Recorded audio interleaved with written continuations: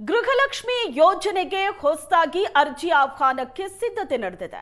ಹೊಸ ಅರ್ಜಿಗೆ biometric ಕಡ್ಡಾಯಕ್ಕೆ CM ಸೂಚನೆ ಕೊಟ್ಟಿದ್ದಾರೆ. ಅಕ್ರಮಗಳ ತಡೆಗೆ ಬಯೋಮೆಟ್ರಿಕ್ ಕಡ್ಡಾಯ ಮಾಡಿದ್ದಾರೆ ಸಿಎಂ. ಹೊಸ ಅರ್ಜಿಗೆ ಬಯೋಮೆಟ್ರಿಕ್ ಕಡ್ಡಾಯ ಸಿಎಂ ಕೊಟ್ಟಂತ ಸೂಚನೆ.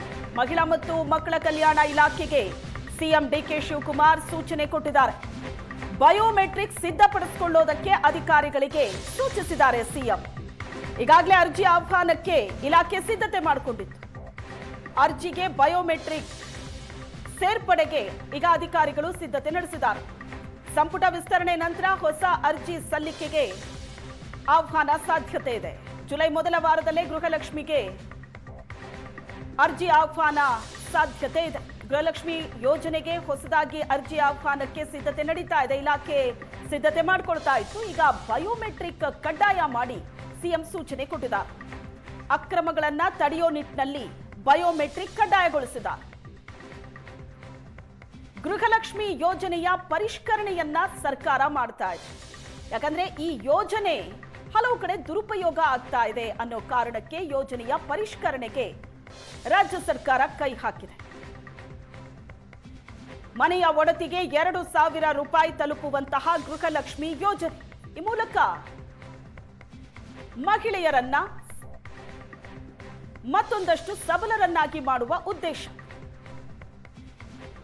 ಆದರೆ ಈ ಗೃಹಲಕ್ಷ್ಮಿ ಯೋಜನೆಯ ಲಾಭ ಅನರ್ಹರಿಗೂ ಕೂಡ ತಲುಪ್ತಾ ಇದೆ ಅಂತ ಸರ್ಕಾರ ಹೇಳ್ತಾ ಇದೆ. ಆ ಕಾರಣಕ್ಕೆ ಯೋಜನೆಯ ಪರಿಷ್ಕರಣೆಗಿಳಿದಿದೆ.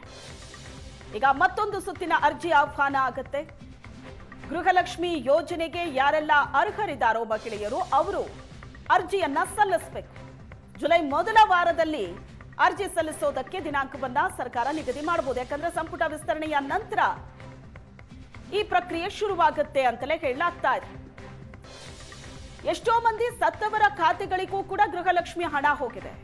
ಒಂದೇ ಮನೆಯ ಒಂದಕ್ಕಿಂತ ಹೆಚ್ಚು ಮಹಿಳೆಯರಿಗೆ ಗೃಹಲಕ್ಷ್ಮಿಯ ಹಣ ತಲುಪ್ತಾ ಇದೆ.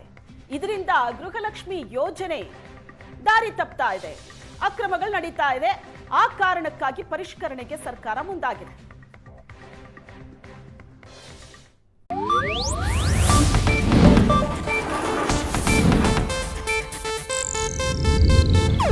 ಇದು ಏಷ್ಯಾನೆಟ್ ನ್ಯೂಸ್ ನೆಟ್ವರ್ಕ್ ಪ್ರಸ್ತುತಿ.